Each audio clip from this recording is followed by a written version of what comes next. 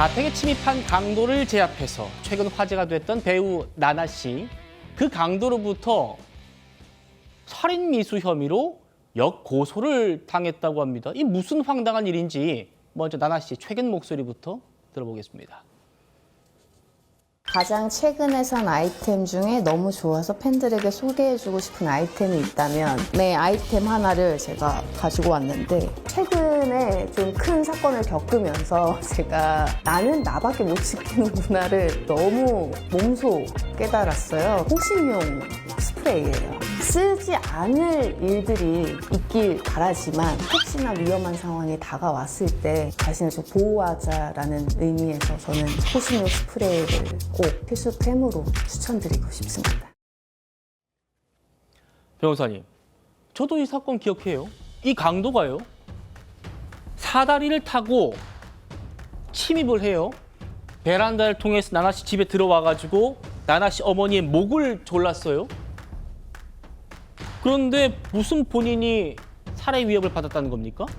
황당합니다. 이 지난 11월에요. 나나 씨의 자택에 도둑이 들었습니다. 이 30대 강도는요. 이 사다리를 놓고 나나 씨의 집에 침입을 해서 나나 씨와 당시 어머니가 함께 지금 잠들어 있는 상황이었는데 어머니 목을 졸라 부상을 입혔고 나나 씨에게도 위협적인 행동을 했습니다. 예. 당연히 집에 강도가 들었으니까 나나 씨와 나나 씨 어머니는 이 강도를 제압해야지 본인들이 피해를 최소화할 수 있었겠죠. 그럼요.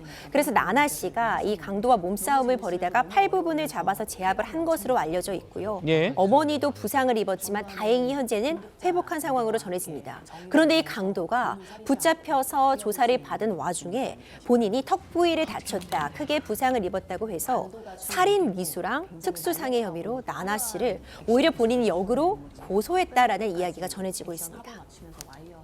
아니 당시에 경찰도 나나 씨 모녀가 정당방위였다고 판단하지 않았습니까? 그렇죠. 당시 경찰에서도 이미 1차적으로 정당방위였다 판단을 했습니다. 정당방위가 인정되는 요건은 비교적 명확하게 충족을 한 상황으로 보여졌는데 현재의 부당한 침해에 대해서 방어하기 위한 행위로서 상당한 이유가 있을 때 정당방위로서 처벌이 되지 않습니다. 실제로 이번 사안을 보자면요. 현재 강도가 침입한 상황이었기 때문에 이건 현재의 정당한 침해가 있었다는 부분 충분히 인정이 될 수 있고요. 그리고 이 강도에게 일부 나나 씨가 어떤 상해를 입혔다고 해도 본인이 먼저 공격을 하고 집에 침입한 상황이었습니다. 그렇죠. 이 정도의 어떤 위력을 행사한 것은 당연히 상당한 범위 내라고 평가가 되기 때문에 경찰에서도 정당방위다라고 판단을 했던 것이고요. 실제로 고소가 진행된다고 해도 이 부분이 나나 씨가 처벌될 가능성은 극히 낮다, 없는 확률이다라고 저는 보고 있습니다. 예. 아니 당연히 그래야죠. 강도를 제압했는데 살인 미수로 역고소를 당한다?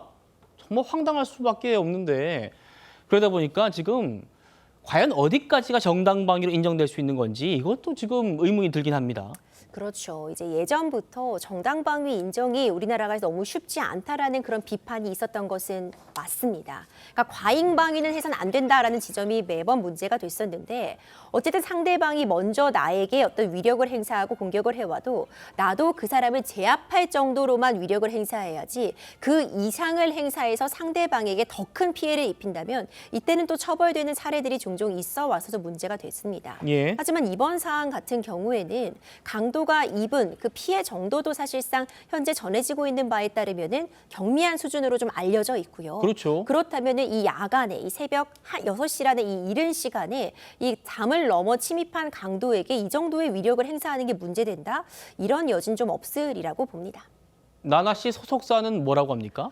이에 대해서 강경하게 대응하겠다는 입장을 강경하게 대응해야죠. 밝혔습니다. 어떠한 반성도 없이 오히려 피해자가 유명인이라는 점을 악용해서 반인륜적인 행위로 2차 피해를 야기하고 있다. 이 가해자에게 민형사상 일체의 모든 법적 조치를 강구하겠다라고 밝히고 있는 만큼 앞으로요, 무고죄 같은 부분에 대해서 대응하겠다라는 이야기도 나오는데 그보다도 보다 실효적으로 민사상 손해배상 청구를 한다거나 예. 이 소속사 입장에서 굉장히 강경한 대응으로 일관할 것이고 이런 부분들이 결국 이 가해자가 최종적으로 받는 선고 형량에 있어서도 지금 전혀 반성하고 있지 않다는 부분에 대해서 나나 씨가 적극적으로 충분한 형량을 내려달라는 그런 호소가 가능해 보입니다. 예. 라나 씨 측에서 나온 입장 보니까 처음에는 선처도 고민했는데 이렇게 지금 역고소를 하고 황당한 역고소를 받으니까 못하겠다. 끝까지 가겠다. 엄벌 처하도록 하겠다라고 지금 하는 입장이랍니다. 자, 강도는 그러면 왜 이런 어처구니 없는 고소를 한 건지도 궁금한데 변호사님, 법조계에서는 이런 말도 나온답니다. 강도 상해죄가 살인죄보다 법정 하한선이 높은 중범죄이기 때문에 정당방위 논란을 일으켜가지고 형량을 줄여보려는 전략 아닌가. 이게 말이 되는 얘기입니까? 그러니까 논란을 일으키는 것이 목적이라고 한다면 그 부분은 달성했을 것 같은데 형량을 줄여보려는 시도로는 완전히 실패한 전략이 아닌가 생각이 됩니다. 예. 이제 관련해서 결국 최종적으로 형량은 반성을 하고 있는지 피해 회복을 위해서 노력하고 있는지가 참작이 될 텐데 오히려 이런 상황에서 피해를 입은 사람에게 역고소를 진행한다, 죄질이 매우 좋지 못하다, 반성하고 있지 않다라는 요소로서 참작이 될 수 있어 보이고요.